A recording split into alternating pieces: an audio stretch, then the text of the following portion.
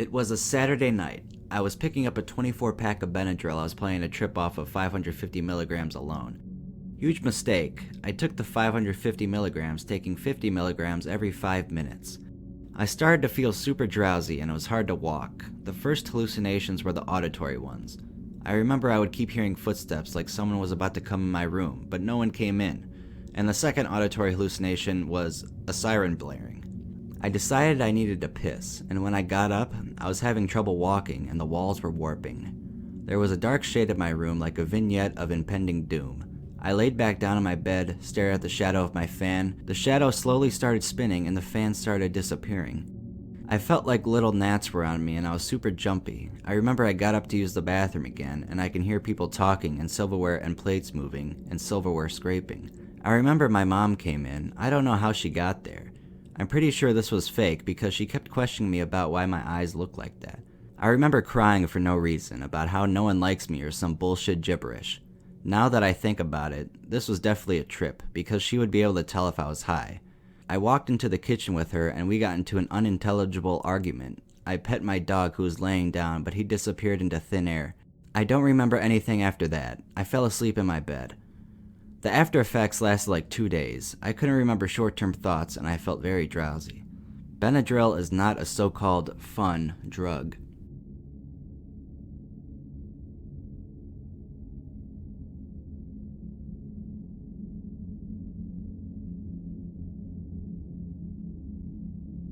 I have a Master of Science in Biology and I've studied how the brain works chemically and electrically.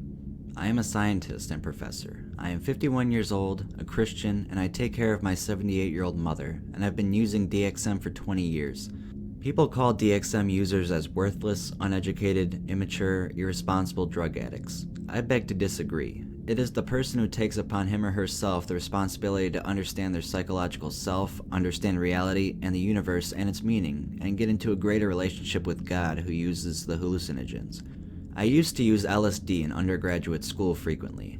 However, I found DXM to produce more of a vivid, profound, and mind-altering experience than LSD. Take the hallucinogens such as DXM overnight, where nothing is expected of you but to be asleep in bed. Don't drive or have anything to do the next day. Be responsible.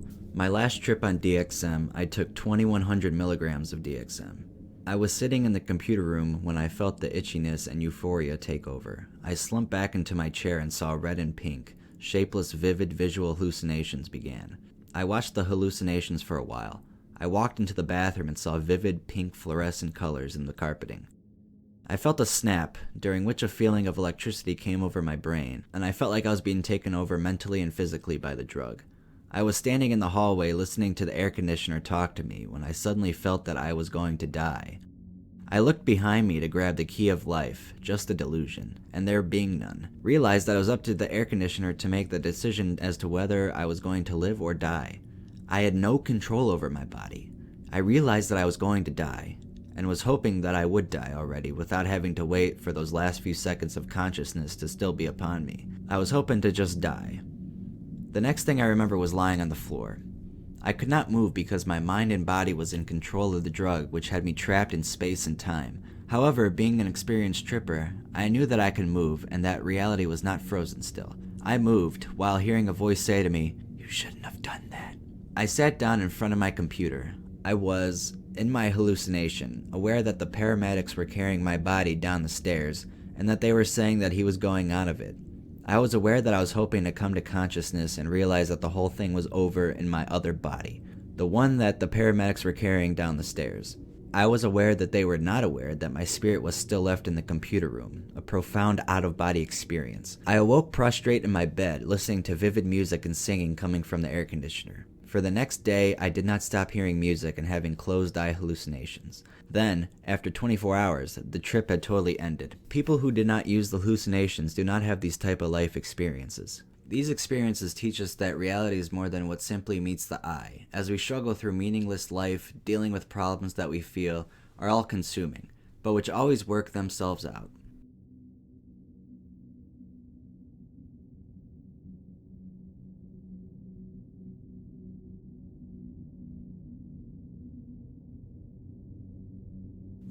I am a very experienced psychonaut, having done 1 PLSD, ethlad, LSD-25, psilocybe cubensis, psilocybe azurensis, DMT, street acid, dimethyloxybromoamphetamine, DXM, 4-ACO-DMT, 4-HO-MIPT.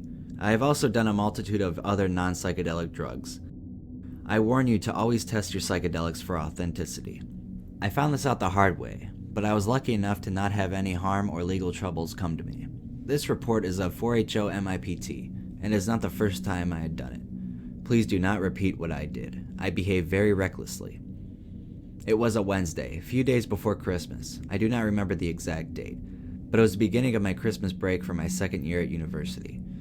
At 6:30 p.m., I measured out 80 milligrams. This dose is extremely high, and I do not recommend doing anywhere near this amount. My reasoning behind taking this amount was that before this, the most I've done was 60 milligrams insufflated. Usually, I snort 4-HO-MIPT, as it allows me to avoid the stomach pains and bloating of ingesting it orally. But this time, I took it in a capsule. An hour before ingestion, I had eaten 2 veggie burgers. Unbeknownst to me is that I had not fully digested these. 30 minutes to an hour later, I felt slight effects, whereas usually it would have fully hit me in this amount of time. Now, my friends are very sensitive to this substance, and 10 milligrams will hit them hard. Personally, I enjoy 30 to 40 milligrams as regular dose. Yet, for this trip, the 80 milligrams I took felt like I had only taken 10 milligrams. I then made the most classic mistake I could have made, and I measured out more to take. I pulled out my bag of 4-HO-MIPT, scooped out a random amount, and put it in a capsule. Although I could not tell you how much I grabbed, I can tell you that it was significantly less than my original dose. Always measure out your doses and double check them to make sure they are accurate. What I did was not smart. This time, I decided to empty it out of the capsule and snort it to achieve quicker effects. This entire time, I had been listening to Jimi Hendrix on my speakers.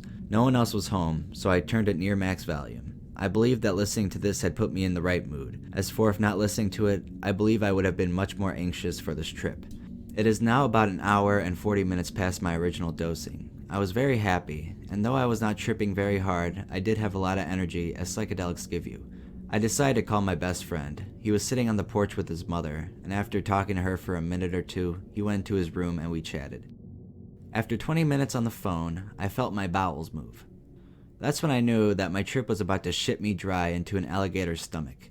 Instantly, I began to get very intense, open-eyed visuals that were very reminiscent of DMT and geometry. I told my friend what was happening, and he told me to have fun, and then he hung up because he had to go. Now, I was on my own. At this point, I did not know what to do. I decided that I would sit on my couch, blast my music, and watch everything that started going on around me in a haze.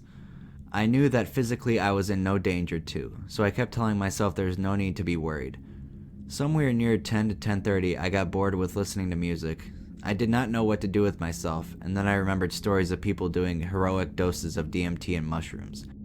I remember that they would sit in a pitch-black room after taking a high dose, and that these people had very mystical experiences doing this. This is where I had the most positive experience of my life. I shut off all the lights in my basement, got fully naked, and entered my bathroom. I put on some binaural beats, shut off the bathroom lights, and then made sure that I could not see any light emanating from my phone. I laid down, and now I could not tell the difference between having my eyes open or closed. In my vision, it looked like I was floating in space. I saw white specks everywhere that were reminiscent of stars, but there was also different shapes, lines, and colors that looked very shroom-like. The most interesting and unusual thing about this, though, was that I could see depth. I could not see anything in my bathroom, and everything I saw was the same, no matter if my eyes were open or closed. Yet, it seemed as if I was truly in space, and that there was space close to me and space far from me. In my bottom peripheral, there was a white light, not truly coming from any source, but it was there nonetheless.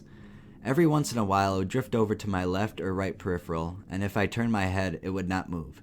It would only sit there for a few seconds, however, and then it would center itself back in my bottom peripheral. I interpreted this object as being me, or my soul or spirit, and even if I drift from my balance, I would always return to my center. During this time, my perception of time was heavily distorted. It seemed like I was in this realm for hours.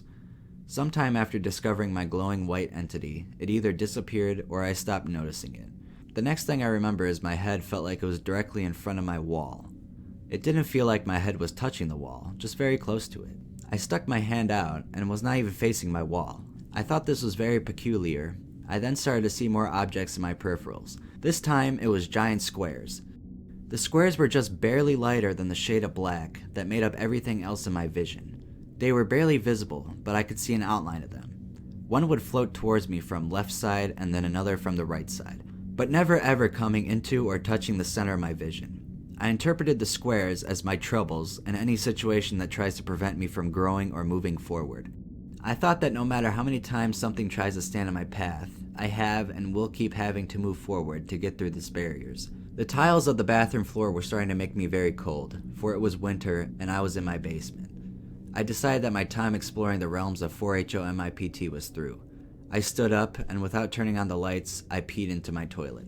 I know that I made it in because I can hear, and I thought I deserve an award for being able to find the toilet without being able to see. I then put my clothes back on and shimmied myself into a makeshift bed on the floor, out of some large blankets. When I try to sleep on psychedelics, I enjoy sleeping on hard surfaces like the floor because I can never get comfortable in a bed. By this point, my family members were home, so I put my headphones in and began to listen to Jimi Hendrix again. I noticed that I was the only one in the bathroom for 45 minutes. My other friend called me right after I had lied down, and we talked for a few hours. After me and my friend were finished talking, I was very tired. It was almost 2 in the morning now, and I was not tripping anywhere near as hard as I had been, but I knew I would not be able to sleep if I did not kill the trip. I took 10 grams of red vein kratom. The kratom made my stomach feel a lot better, and I stopped tripping about an hour and a half. It took a bit longer for the kratom to hit me, which I believe is the high amount of 4HOMIPT caused me. Finally, I fell asleep. Looking back on this trip, it was probably the best thing that has ever happened to me, so far. My entire life I had been very suicidal, and I can say that I no longer wish to end my life. I also suffered from anxiety, but to a much lesser extent. And now I get anxious very rarely, and never without reason.